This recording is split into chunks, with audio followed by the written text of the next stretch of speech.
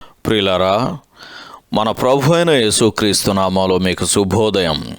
ప్రతిదినం ప్రభుతో అనుదిన ఆత్మీయ ఆహారం. ఆగస్టు 5. నేటి లేఖన పఠనం మత్తయి సువార్త 17వ అధ్యాయము 14 నుంచి 27 వచనాలు. నేటి ధ్యాన లేఖనం మత్తయి సువార్త 17వ అధ్యాయము 21వ వచనం. మీకు ఆవగింజంత విశ్వాసముండినెడల ఈ కొండను చూచి ఇక్కడ నుండి అక్కడికి పొమ్మనగానే అది పోవును. మీకు అసాధ్యమైనది ఏదియునుండదని నిశ్చయముగా మీతో చెప్పుచున్నానని వారితో అనెను. వ్యాఖ్యానాంశం ఆవగింజంత విశ్వాసము. వ్యాఖ్యానాంశం ఆవగింజంత విశ్వాసము. వ్యాఖ్యానం: క్రైస్తవుని ఆరాధన ఆత్మలో అతనిని మహిమపరచబడిన ప్రభు సాంగత్యమందు కొండ శిఖరం మీదకి చేర్చే ప్రభావాన్ని చూపుతుంది.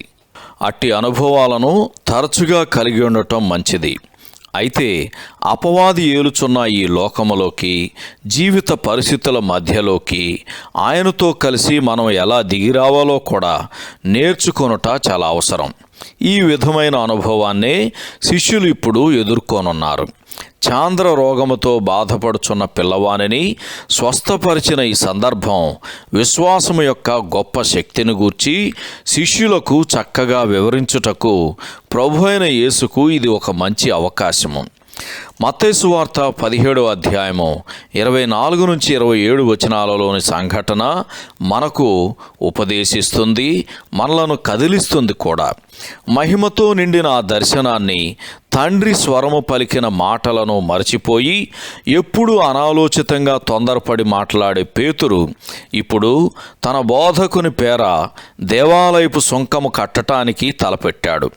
ప్రభు అయిన యేసు అతనిని రాజకుమారుడు ఎప్పుడైనా తన తండ్రికి సుంకమును చెల్లిస్తాడా అని చాలా సున్నితంగా అడిగాడు. దీనికి కొంచెం ముందే పేతురు యేసును సజీవుడైన దేవుని కుమారుడు అని గుర్తించాడు. ఈ విషయమును గూర్చి మాట్లాడిన తర్వాత ప్రభు అయిన యేసు తాను పన్ను చెల్లించవలసిన అవసరము లేకపోయినను పన్ను చెల్లించవలసిందిగా పేతురుతో చెప్పాడు.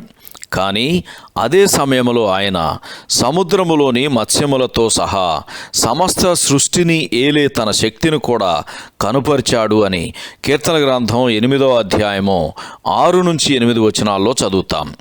అంతేకాకుండా బలహీనుడైన తన శిష్యునికి కూడా పన్ను చెల్లించి ఆయన తన ప్రేమను కూడా చూపించాడు.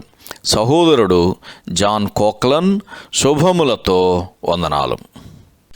ఈ సందేశాలకు సంబంధించి కానీ, బైబిల్కు సంబంధించి కానీ మీకేమైనా ప్రశ్నలు ఉంటే ఈ క్రింది నంబరుకు వాట్సాప్ ద్వారా పంపించండి. మీ ఆత్మీయ క్షేమాభివృద్ధి కోసం అనుభవజ్ఞుల ద్వారా జవాబులు అందించబడతాయి.